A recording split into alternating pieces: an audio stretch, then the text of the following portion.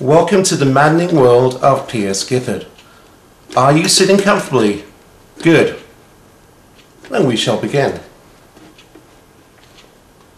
William Brown looked intently into Hilda's greenish eyes, and they seemed to be little emeralds dancing in the moonlight. William treasured those eyes. They were what grabbed his attention the very first time he had met Hilda.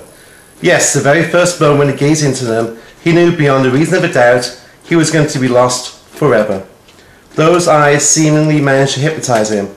As they stared intently at each other, William understood that love at first sight truly did exist.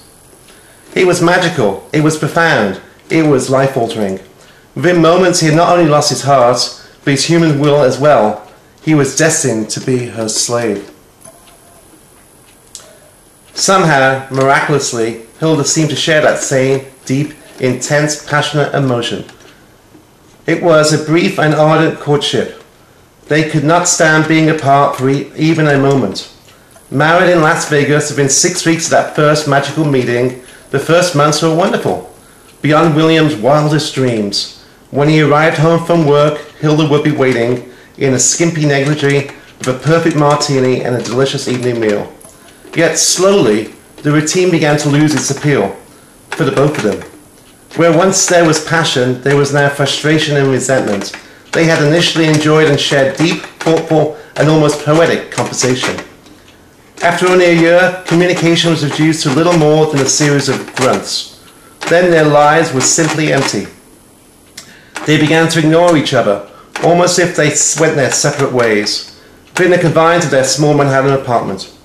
Hilda found herself a job at the local mall, and William found solace in the local tavern, where he achieved slight consolation and listened to the other men's tales, understanding that his miserable story was a common one. But then things changed even further, and their days together became sheer and total wretchedness. Hilda's grunts transformed into whining complaints and continual torrent. It was incessant. Over the next 3 years, both her figure and personal hygiene began to slip dramatically, and William was beginning to comprehend that not only was he not in love with her anymore, but he hated her. However, regardless of this, in spite of all she had become, those green eyes remained precisely as they had that first time that he had gazed into them. That was why William had made up his mind to keep them after he killed her earlier this morning.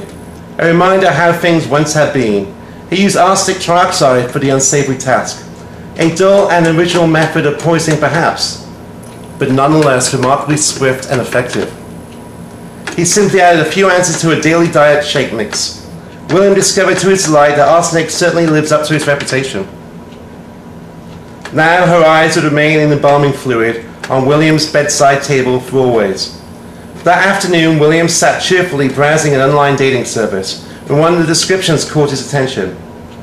Full-shaped brunette with the most sparkling green eyes you'll ever encounter. William chuckled out loud as he typed his well-thought-out response. The end.